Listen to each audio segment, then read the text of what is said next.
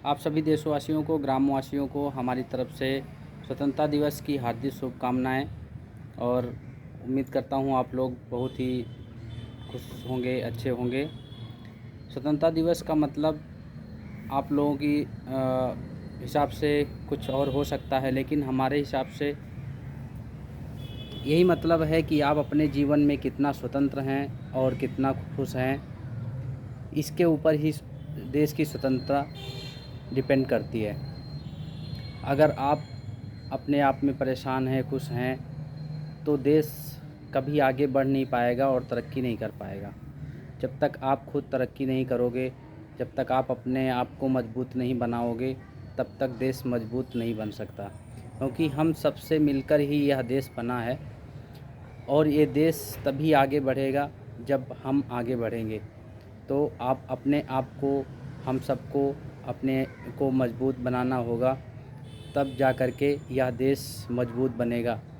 और जो इस देश को आज़ादी दिलाने में हमारे बहुत सारे महान वीर सपूत और बहुत सारे परिवारों ने अपने जान की आहुति दी है, उसको अगर आप हृदय से सम्मान देना चाहते हैं तो आप अपने समाज के प्रति और अपने देश के प्रति एक सम्मान की भावना रखें। और इसमें एक बात और जानने के लायक है कि जब हमारा देश गुलाम हुआ था तो किस लिए हुआ था, क्या कमज़ोरी रही होगी उस समय की जो हमारा देश गुलाम हुआ, ये भी जानना चाहिए हम लोगों को।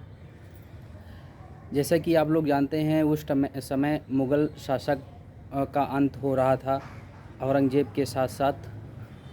और यहाँ के जो राजा थे और राजपूत समाज, मराठा समाज या बहुत अलग अलग जो समाज थे, और हमारा देश कई भागों में बटा हुआ था, राजाओं के हाथ में था जो शासन था, वो सब अलग अलग आदमियों के हाथ में, अलग अलग राजाओं के हाथ में था।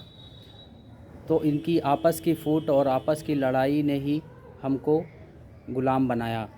बाहर के जो लोग थे, फ्रांसीसी, डच, पुर्तगाली, ये लोग, इनको यही कमज़ोरी नज़र आई कि यहाँ के जो लोग हैं वो एकत्रित नहीं रह सकते, एक साथ नहीं रह सकते, आपस में लड़ते रहते हैं। तो इनको इसमें फूट डाल करके और इस पे राज्य करना बहुत आसान होगा। तो ये भी हमारे जहन में रहना चाहिए कि जब तक हम एकत्रित हैं, एक साथ हैं, तभी तक यह देश और हम सब मजबूत हैं। और अगर आप इस देश को कुछ और देना चाहते हैं और आप अपनी निष्ठा, अपने जो हमारे वीर सपूत इस देश की आज़ादी के लिए अपने जीवन को न्यौछावर कर दिए, अपने परिवारों की आहुति दी, उसको अगर आप अपने दिल से सम्मान देना चाहते हैं तो कभी भी इस विचारधारा को कभी भी अपने मन में मत लाएं। एक साथ रहें, एकत्रित रहें। एकत्र भारत और सशक्त भारत तभी बन सकता है जब हम लोग साथ रह करके सभी भारत की प्रगतिशील धारा को आगे बढ़ाएंगे। धन्यवाद, नमस्कार।